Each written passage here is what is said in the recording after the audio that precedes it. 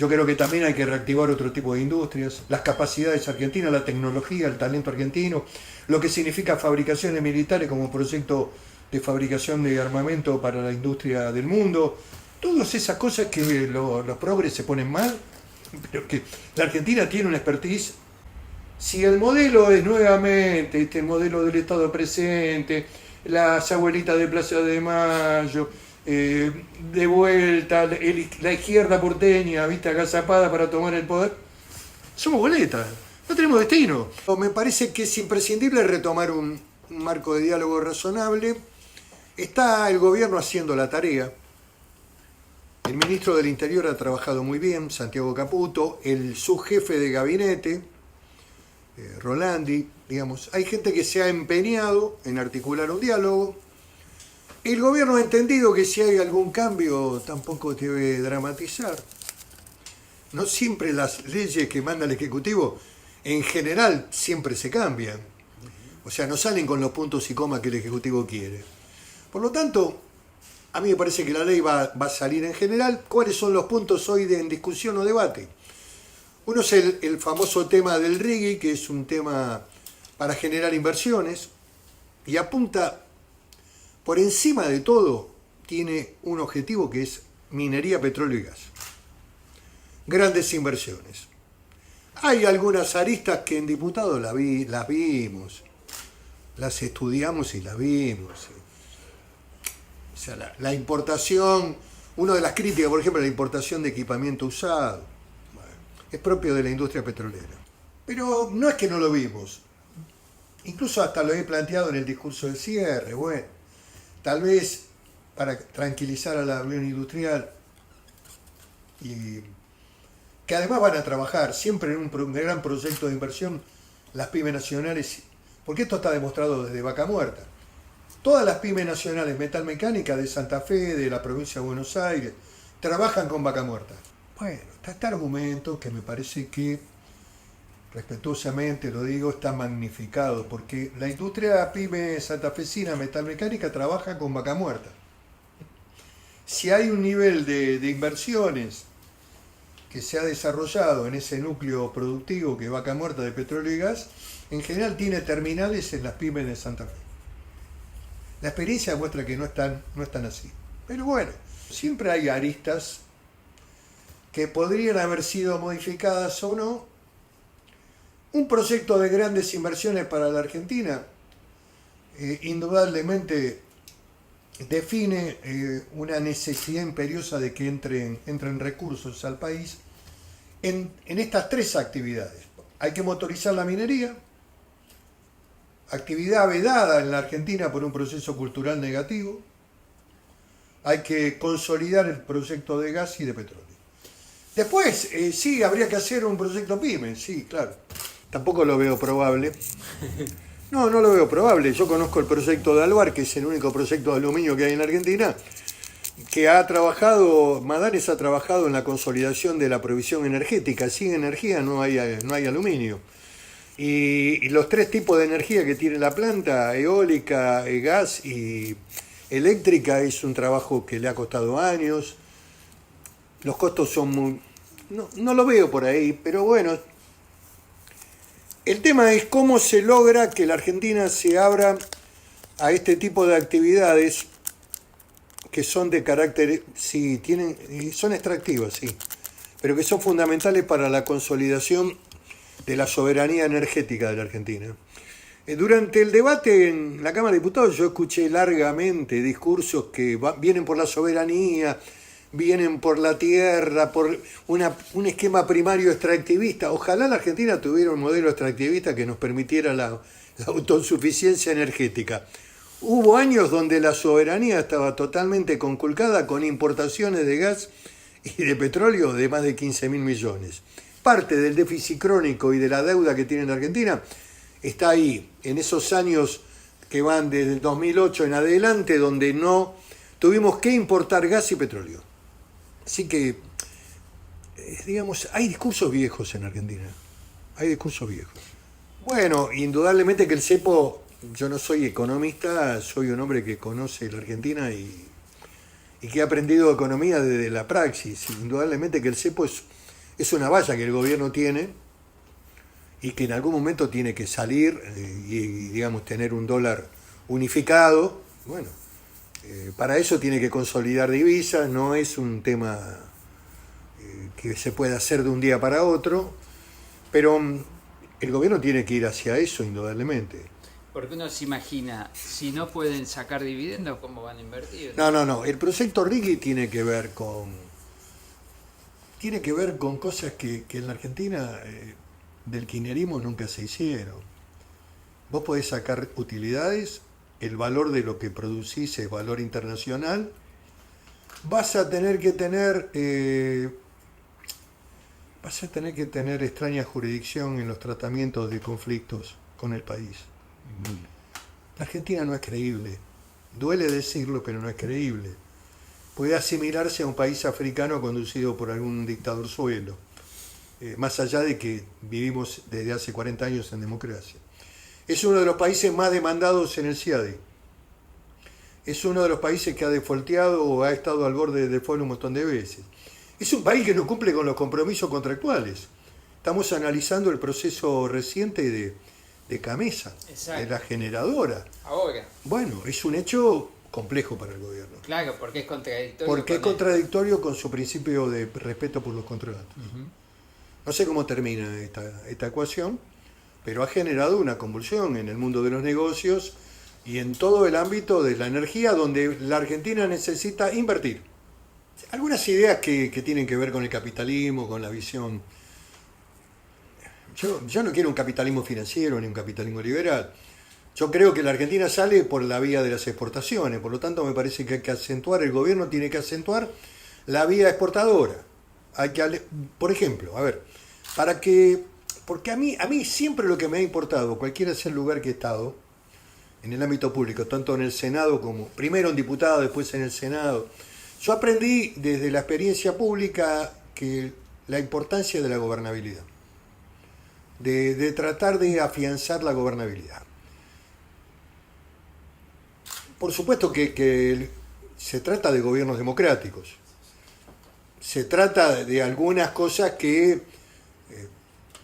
digamos, en cierta medida comparto, de necesidades de cambio de la Argentina. De esta visión del Estado presente con planeros para todo el mundo y jubilaciones para todos, no va. Vos tenés que tener un modelo productivo de generación de recursos para poder después plantearte alguna política de distribución. Acá se hizo al revés. El modelo era de distribución plena sin generación de recursos. Por lo tanto, bueno, algunos cambios hay que hacer. Me preocupa la gobernabilidad, la apuesta es ayudar, a veces el gobierno no se deja ayudar. Pero bueno, estamos en un escenario de aprendizaje, me parece, también el gobierno está aprendiendo. El diálogo y la política son inherentes a la democracia. Hasta hace poco la política era un nido de ratas, hoy parece que vamos en un tránsito hacia un camino razonable. Creo que el presidente tiene que transitar ese camino. Bueno, los que no son gobiernos peronistas acumulan enemigos, adversarios, primero adversarios, después son enemigos. Lo vimos en el proceso equivocado, para mí equivocado, de la CGT. Actual, el país. De la conducción actual de la CGT. Yo tengo diálogo con todos y los conozco a todos y tengo respeto por todos, pero creo que el primer paro fue innecesario y fuera de tiempo. Yo siempre creo, como los franceses, le temps, el tiempo. Tiene que estar ubicado en tiempo y lugar una medida, si no carece de sentido. Esta medida también no la descalifico del todo, porque empieza a traducirse en una inquietud y una demanda en donde el salario empieza a ser el elemento central frente a la lluvia de aumentos que los sectores, no solamente medios, sino los sectores del trabajo, clase media trabajadora, jubilados, que han visto perder su poder adquisitivo. Y bueno, este proceso hoy está incipiente, en desarrollo, con mucha potencia en algunos sectores que ya la plata no les alcanza para llegar a fin de mes. Hay otros que tienen que achicar sus costos, otros que empiezan a sufrir situaciones en donde el chico iba a una escuela privada, razonable, y después de repente tiene que volver a la escuela pública. En fin, hay un montón de... o la prepaga ya no se puede sostener. Bueno, acá hay un fuerte ajuste clásico ortodoxo, y todavía el salario, y en un proceso de inflación, y el salario no ha tenido todavía equilibrios. Entonces, quizás el paro puede estar reflejando eso. El paro es una cosa, en la medida, podés compartirla o no, la estética del paro es otra. Es como la marcha estudiantil. ¿Quién no compartía un hecho transversal? El gobierno no la vio. ¿Viste este concepto de que algunos colegas tuyos la ven, no la ven? El gobierno no la vio. ¿Sabés por qué? Porque algunos no saben de historia. Porque si hubieran sabido lo que pasó con López Murphy y con De la Rúa, el tema estudiantil vos lo tenés que tratar siempre con mucha delicadeza. ¿Por qué? Porque ahí está incorporado en el sentido de la existencia de la Argentina, del proyecto de clase media, del ascenso social, de esta visión de que estudiar es bueno y que la educación pública es un bien a proteger y defender.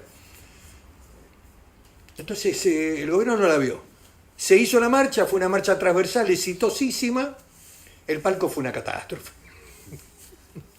Si no hubieran hecho el palco hubiera estado extraordinario. Hubieran hecho un comunicado de prensa para la sociedad, éxito total. Y con la CGT, y con la CGT pasa lo mismo, porque las representaciones en la escenografía y en la estética, cuando termine, a la media tarde, mediodía, pasado mediodía, aparece la conferencia de prensa, son visiones vetustas. Porque vos trabajaste para... Yo tengo diálogo con ellos y trato de interactuar con todos los sectores. También estuve con la Cámara Cerealera y cuando nos opusimos, porque esto está... De hecho, los empresarios están enojados con esta reforma porque dicen que al final no es nada. Bueno, claro, para algunos no es nada y para otros es muchísimo, porque las leyes laborales están escritas en la piedra desde el año 74. Parecen los mandamientos de... ¿Viste que está de moda Moisés? Esos son los verdaderos mandamientos. Esos son los mandamientos que se escribieron en la piedra con la reforma de la ley de contrato de trabajo. Yo era estudiante de la Facultad de Derecho de la Universidad de la Ciudad de La Plata, me estaba por recibir.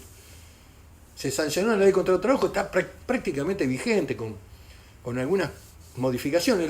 Los convenios colectivos son del 75, también con pocas modificaciones. Bueno, ahora, ¿qué es la reforma laboral? Es un primer paso muy significativo. Apunta a las relaciones laborales. Abrís, en primer lugar, el periodo de prueba. Apunta a la pyme. Vos querés tomar un trabajador y bueno, tenés un periodo de prueba. Si tu pyme tiene de 1 a 5 trabajadores, tenés 12 meses. Si tenés de 5 a 100, tenés 8. Después tenés 6. Vos tenés que conocer al trabajador, consolidarlo, saber quién es. Periodo de prueba. Eliminación de multa a la industria del juicio, que se suma al fallo de la Corte con el anatocismo de los intereses.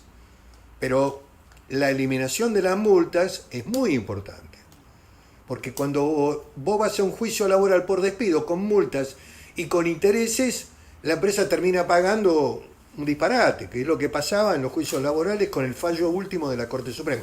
Hay que ver si los tribunales inferiores le dan bola a la Corte, Probablemente no, porque sigue la lógica, digamos, especialmente en la Ciudad de Buenos Aires, de los tribunales de trabajo, que tienen una estructura de definiciones en contra del sector empleador.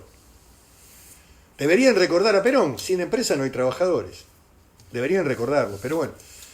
Lo que quiero decir, eliminación de multas, ampliación del periodo de prueba, y por primera vez se instala de manera voluntaria, no obligatoria ni coercitiva, para que los sindicatos, especialmente en la actividad de servicio, puedan tener el sistema de fondo de desempleo que tiene la UOCRA. Un hecho importante. Incluso Cavalieri lo había aceptado en esa primer acuerdo y primera foto. Después, bueno, el gobierno rompió con Cavalieri, una cosa demente, porque habían acordado... Mala praxis política. Mala praxis. El gremio de comercio, principal gremio de trabajadores, que tiene los mayores número de trabajadores, hoy superior a la UOM, a la UOCRA, gremio de servicio por excelencia, estaba de acuerdo con el sistema de fondo de desempleo. Porque hay actividades que a lo mejor son estacionales. Y el otro tema es la creación de lo que se denomina la empresa de 5 trabajadores, que es un dato de la realidad, que va para los plomeros, los pintores, la construcción, va para las pequeñas actividades que se desarrollan en negro. Vos las vas a formalizar y van a estar en blanco. Ahora están en contra también. Eso está en contra de la CGT. ¿Qué quiero decirte? Por supuesto, no está la cuota social, no está la ultraactividad, no está meterte con la obra social de los sindicatos. Ese es otro debate. Ese es el debate sobre el derecho colectivo. Ahí tenés que discutir con los sindicalistas qué modelo ofrecés, qué cambios tenés que hacer, cómo seguís financiando o ayudás a financiar las obras sociales que tienen una tarea importante con el mundo del trabajo, en la prestación de salud, con servicios de salud que crecen y que hay que pagar más. ¿Cómo operan las prepagas con las obras sociales de trabajadores? Hay todo un mundo ahí que discutir, pero es un debate más profundo. ¿Querés tratarlo? Mandalo al Congreso, entralo por el Senado, por diputado, por donde quieras, a la Comisión de Trabajo, y discutimos con los especialistas, con los sindicatos de frente y de cara a la sociedad. ¿El bloqueo es un delito? Ah, es un delito. Ponelo en el Código Penal, hermano. Si vos le querés poner a los que bloquean una empresa de 3 a 6 años, que me parece una pena bastante alta, especialmente la mayor, No es carcelable. no es carcelable, la discusión y el debate es en el Código Penal, no en una ley laboral. Vos, dentro del mecanismo laboral, el Ministerio de Trabajo tiene facultades para aplicar multas a los gremios que utilizan la mecánica del bloqueo y no permiten a los trabajadores trabajar. ¿Cómo venía el proyecto de Cordero, del ministro o secretario de Trabajo? Venía con el agravamiento de la figura del 242, despido con justa causa. A esos trabajadores que en el marco de un bloqueo no ingresaban a trabajar, los podían echar por justa causa. Vos les hacías pagar el precio, no al grupo tumultuoso que hace el bloqueo, sino a los propios trabajadores de tu empresa que no fueron a trabajar porque no pudieron entrar, porque por ahí les pegaban. Un disparate. Yo suprimí el 242 y dije el artículo penal de bloqueo a la reforma penal. Ahora se va a tratar la ley antimafia. Bueno, ¿querés tratar el artículo penal de bloqueo? ¿El bloqueo es un delito? Muy bien. ¿Y tiene una pena el hecho de ir con una patota a bloquear una empresa? Muy bien. ¿Cuál es la pena? Discutamos con los especialistas la pena en el marco de la Comisión Penal. ¿Qué quiero decirte? Sí, ni la CGT está conforme, ni los sectores que del gorilismo laboral, algunos abogados de empresas, de multinacionales, que ahora se han puesto el casco y se quieren pelear con los sindicatos. Error, porque los sindicatos también los han identificado. Nadie duda de la presencia gravitacional de estos grupos económicos en lugares estratégicos del gobierno. A mí me gusta analizar los hechos, no desde la psicología, de la psiquiatría, eso son ciencias médicas, yo analizo los hechos políticos. Techín está en la conducción estratégica de la principal empresa del país. YPF. Bueno, pueden negarlo a Marín como negar a Cristo, pero Marín es hombre de Techín y de Tecpetrol. No estoy de... A ver, me parece extraordinaria la presencia de una gran empresa nacional como Techín, una multinacional.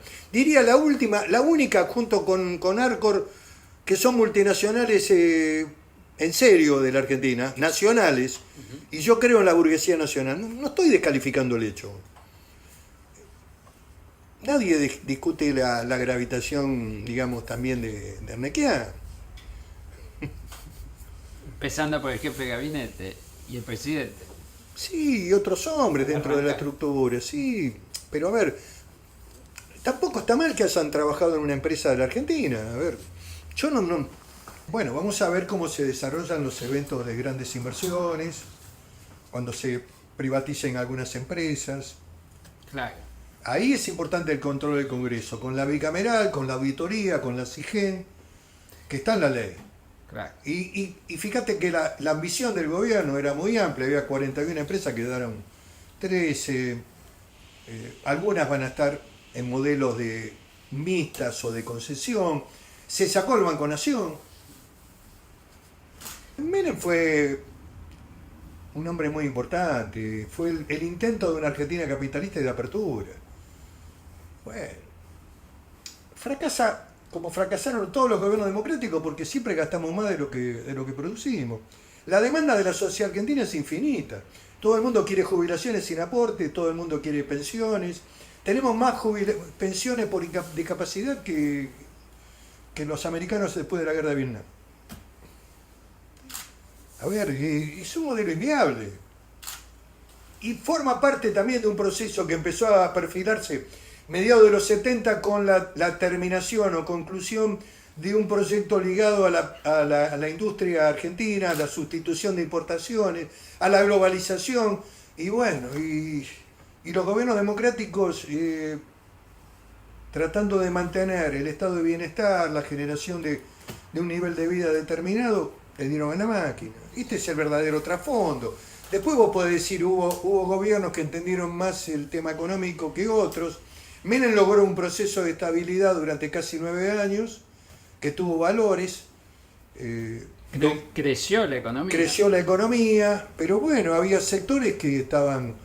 Después por la propia convertibilidad se convirtió en una traba para el desarrollo, porque indudablemente el peso estaba muy sobrevaluado. Yo no puedo darte una respuesta técnica. Lo que sí te digo, que tuve entrevistas con la Cámara Cerealera. La Cámara Cerealera me preguntó, bueno, qué opinaba sobre el tipo de cambio. Digo, mire muchachos, yo no soy economista, pero soy un hombre informado. Espoagro lo que más se vendieron fueron silobolsas. Ustedes saben más que yo, son más intuitivos que yo. Yo no lo veo por ahora. Indudablemente que hay un debate en los economistas sobre el tipo de cambio, sobre lo que le conviene a la Argentina, que tiene que ver también con la liquidación de lo que hablábamos recién, digamos, de la cosecha y de la generación de dólares para el Banco Central. Pero bueno, son decisiones que el gobierno tiene que ir evaluando y tomando. Yo no. Pero no lo ves como un gobierno demasiado centrado en lo financiero. Para mí le falta una visión más productivista y exportadora. La Argentina sale por la vía de las exportaciones. Me parece bien la idea de las grandes inversiones. Me parece muy buena y hay que fortalecer mucho el discurso de la minería en la Argentina. Argentina tiene ahí un potencial extraordinario para crecer. Y hay que exportar, digamos, gas, petróleo. Argentina tiene que terminar con las obras necesarias para exportarle a Brasil. Bueno, hay que retomar, y especialmente las que tienen financiamiento con fondos exteriores, tanto BID como Banco Mundial. Eso para mí fue un error haberlo operado. ¿Ustedes le plantean esto al gobierno en sus charlas con Franco? Sí, cómo no, hemos conversado este tema, además es un dato de la realidad, lo ha planteado Gerardo Martínez, que representa al gremio de la UOCRA. Hoy hay aproximadamente más de 200.000 trabajadores sin trabajo. Ha habido obras que tienen financiamiento BID que vos tenés que seguir pagando los intereses. Exacto. Y la verdad no hay una explicación coherente ahí, salvo, digamos, lo que puede hacer la preservación de dólares, pero eso vos lo podés frenar. O un apriete a los gobernadores para que voten. Bueno, yo digo que el modelo de coerción es un modelo corto en el tiempo.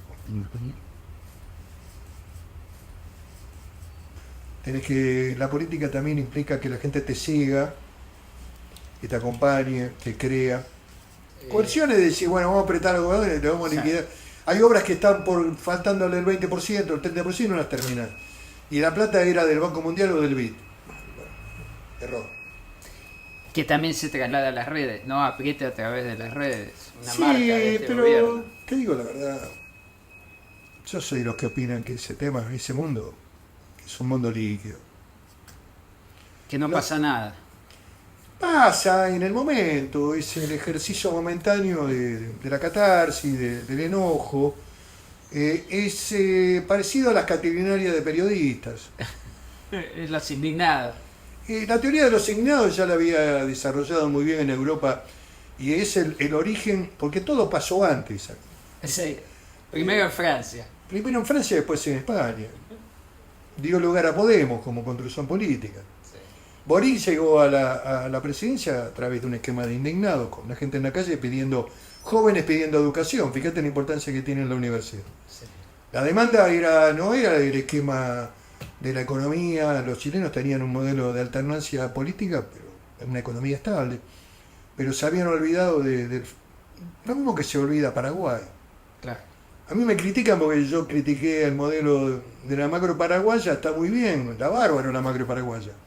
Extraordinario, tienen bajo nivel de impuestos, concentración de la riqueza, toma de decisión focalizada en una élite, falta de salud pública, siempre está la Argentina. Es como en la película Casablanca, siempre está la París. Siempre están los hospitales públicos argentinos. Peña se enoja, hay algunos periodistas que dicen, Pichetto ha dicho esta declaración xenófoba, haciéndole la clap, ¿no? Lo único que describo es un dato de la realidad.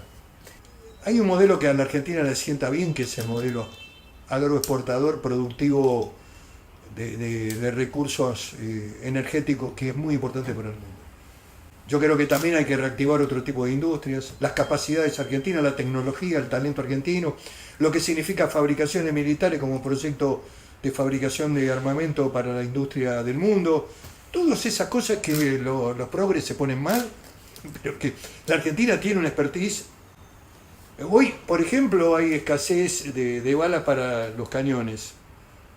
La industria argentina, hoy lo hablé con el ministro de Defensa, esto no es que lo estoy inventando.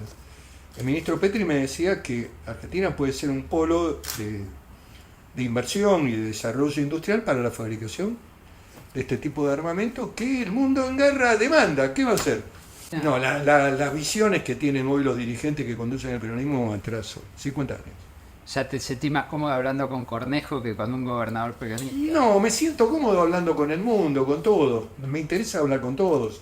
Pero yo lo que digo es que el problema del peronismo y del kirchnerismo, fundamentalmente, no es una cuestión de personas. Yo no me interesa entrar en ese tipo de calificación. Lo que me preocupa son las ideas que sostienen. Si no entienden la situación de la Argentina y el mundo, la comprensión del mundo y cuál debe ser el camino que la Argentina debe tener, hay un problema. Y vos no tenés ninguna capacidad de ser alternativa.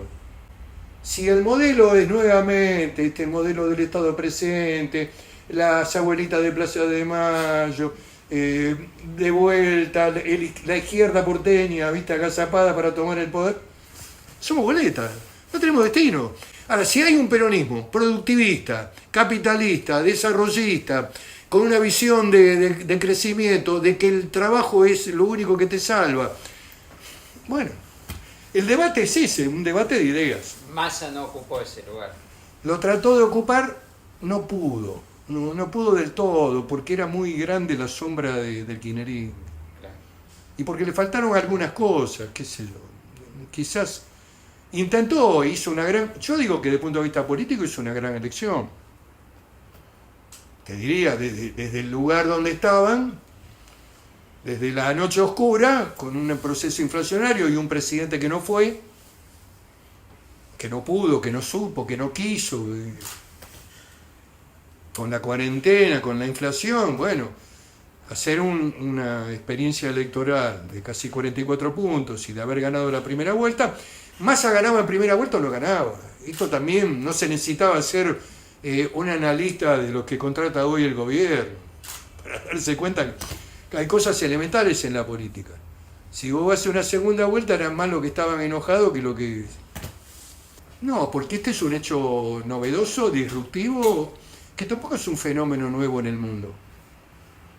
Te podría decir que la primera experiencia de un dirigente disruptivo que arrasa la interna republicana y que va a volver a ser candidato a presidente en un choque realmente muy interesante con el ala demócrata, que además también utilizó en el ejercicio del gobierno. Biden reactivó la economía interna, no abandonó del todo el modelo que había puesto en marcha Trump de tratar de volver a recuperar a los lugares del centro de Estados Unidos que habían perdido con la globalización hace 24 horas estuve la presentación del libro de Argüello, Las dos caras de Estados Unidos. Bueno, él analiza muy detenidamente los proyectos que están en desarrollo y lo que significó la irrupción de un hombre que venía de afuera de la política, un magnate inmobiliario, que cobija, digamos, ahí lo que se mantiene es el sistema de partidos, pero el sistema de partidos también se adapta a la realidad política de ese tiempo. Hay una frase muy interesante que yo en la presentación que acompañé humildemente a Argüello, que era la figura central, pero me pareció muy interesante desde el punto de vista del fenómeno de la política, ¿no?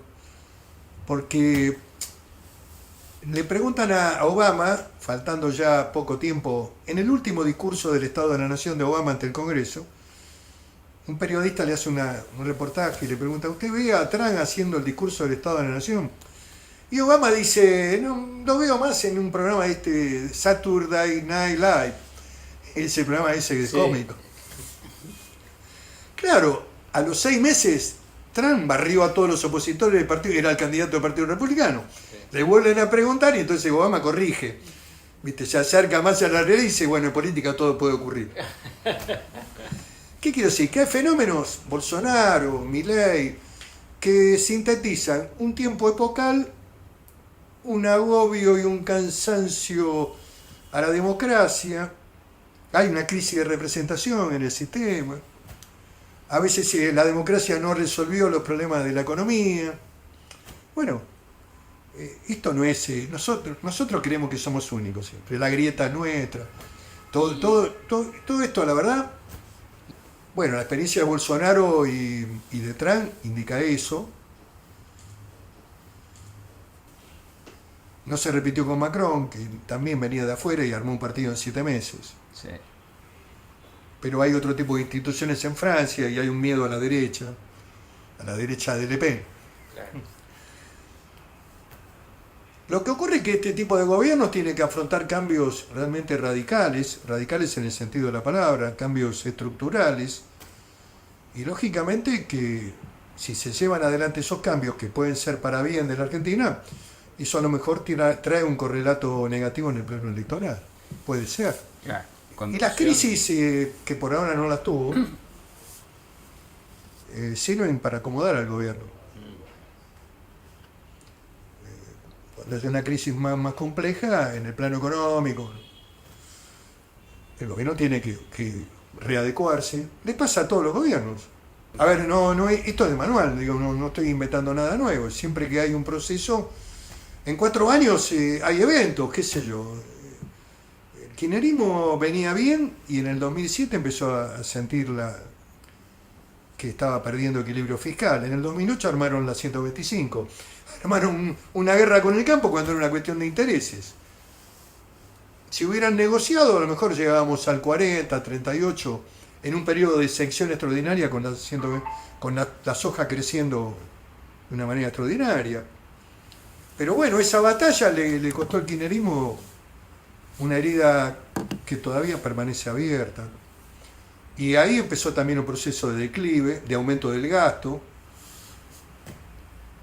Un modelo de subsistencia, de distribucionismo falso, la creación de los movimientos sociales. Por ahora yo no lo podría juzgar al gobierno. Creo que son poco tiempo. No sé si llega a 125 días. ¿Cuánto estamos? 150 días. Me parece que requiere un proceso más amplio. Yo creo que el gobierno de Macri fue mejor de lo que él piensa a veces. Fue un mal gobierno. Tuvo una oportunidad muy interesante de consolidar una fuerza política nacional más amplia, con sectores del peronismo que estaban dispuestos a avanzar en un acuerdo. Fue cuando gana la interna, y ahí la visión corta de algunos asesores no le permite consolidar mayorías en el Congreso. Y luego la crisis financiera, la falta de dólares, que es un tema que siempre los gobiernos argentinos tienen que estar dispuestos a afrontar. Y la ida al fondo, yo todavía pensaba en ese momento que había lugar para buscar financiamiento privado, pero bueno, eso modificó también el esquema de pensamiento, el debate político. El fondo como hecho político en la Argentina es muy fuerte. fue aprovechado fuertemente por Cristina y por la oposición en ese momento. Pero Macri se retira con el 41% de los votos. Yo creo que si él hubiera querido hubiera sido presidente hoy, pero bueno. Sí. Nadie era más importante que él Juntos por el Cambio.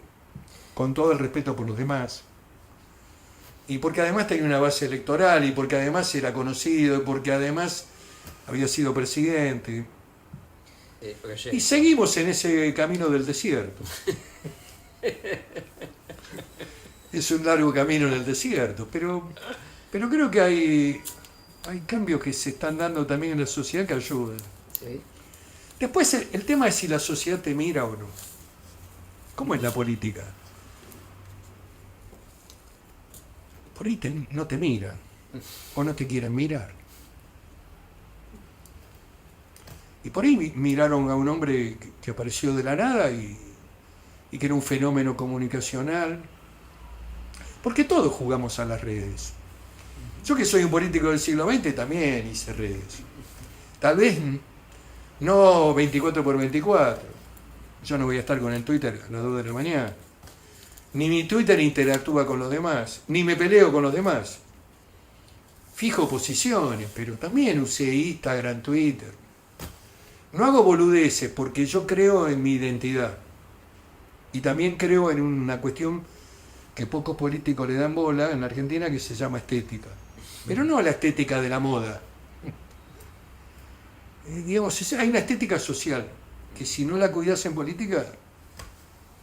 Pero bueno, no sé si la sociedad mira esas cosas. A lo mejor no. A lo mejor estoy equivocado.